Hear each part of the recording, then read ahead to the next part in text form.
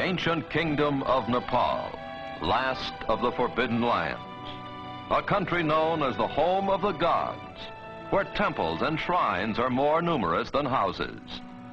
A land of contrasts, whose varied architecture marks it as the meeting place of two great religions of the East, Buddhism and Hinduism.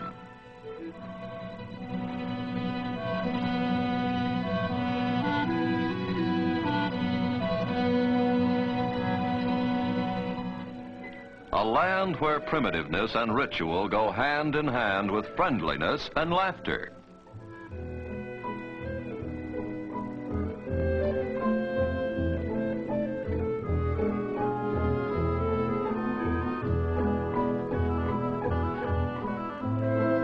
The intricate art and architecture of Nepal are a source of wonder to the few travelers from the Western world who have been permitted to see them.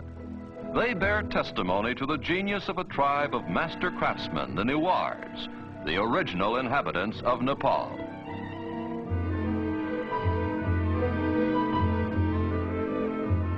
In centuries past, the Newars traveled far beyond their own borders, and in all likelihood, it was they who introduced the distinctive pagoda style to China and Tibet.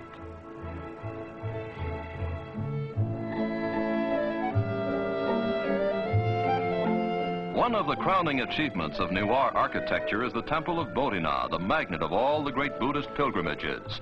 Fluttering prayer papers give the temple a festive air, while the glaring eyes of Buddha remind the faithful that their activities are being watched.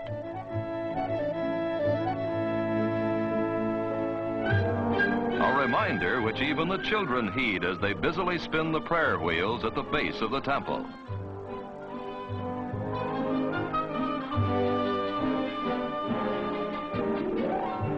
The 7 million inhabitants of Nepal live in a country ringed by mountains and guarded by jungle. There has been practically no contact with the Western world. For hundreds of years, each generation has known a primitive way of life, hardly any different from that of the generations preceding it.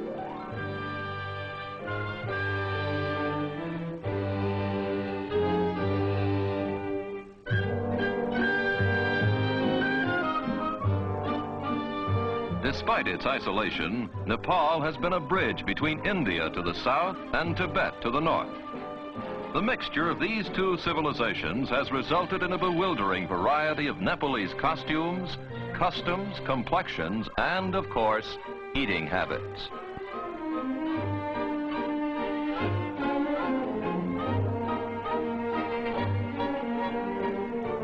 Here, a traveling Hindu fakir, or yogi, demonstrates the latest in imported headgear, a turban fashioned out of hair instead of fabric.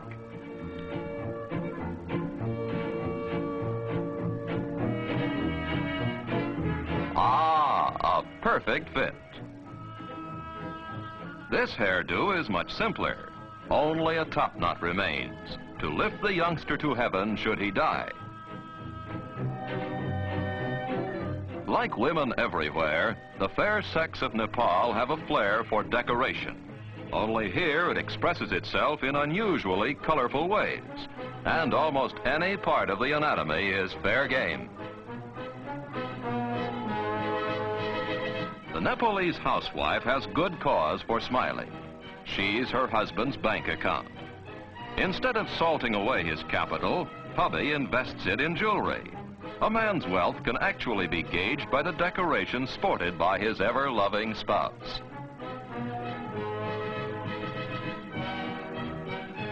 In a land where so many gods are worshipped, festivals and religious ceremonies occupy a good part of the time. Almost every day is a holiday. Some of the festivals are not only gay like this one, but also gory, like the annual Hindu festival of the Dasara, during which hundreds of buffaloes are decapitated as sacrifices to the goddess Durga.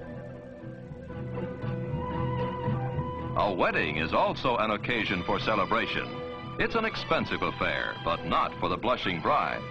Her trousseau and ornaments are paid for by the groom, who also foots the bill for all the expenses of the elaborate ceremony.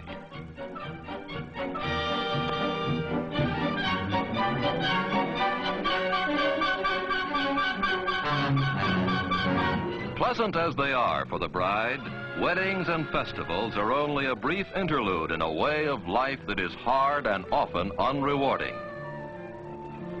The soil is poor, the tools of agriculture are primitive, and even when a crop does grow, it's often raided by sacred monkeys and other animals which cannot be harmed. Near Kathmandu, the capital of Nepal, there are several small towns. One of these is Pashupati, the doorway of death.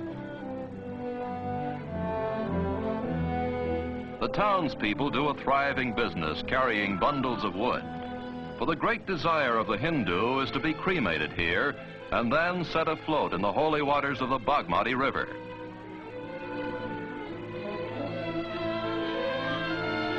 For the living, the Bagmati serves to cleanse not only the soul, but also the laundry.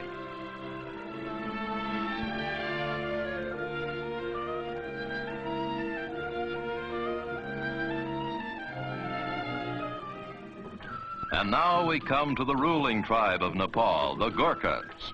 Almost 200 years ago, the ancestors of these soldiers defeated the Newars in bloody battle and took over the top spot in the kingdom.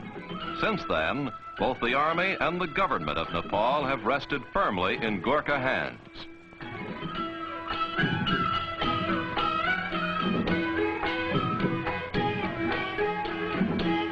Despite his fondness for dancing while dressed in milady's finery, the Gurkha is considered one of the toughest fighting men in the world.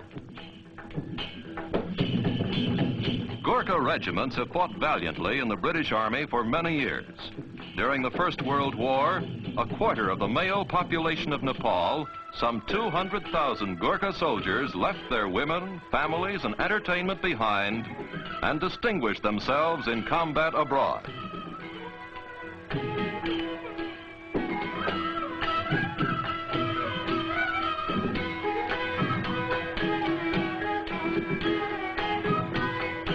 Although the Gurkhas have traveled beyond their own borders, Nepal itself, with its temples, beliefs, and people, has hardly been touched by what we call civilization. It remains a land of savagery, simplicity, and beauty. A land which only now is beginning to reveal its secrets and its splendors to a curious world.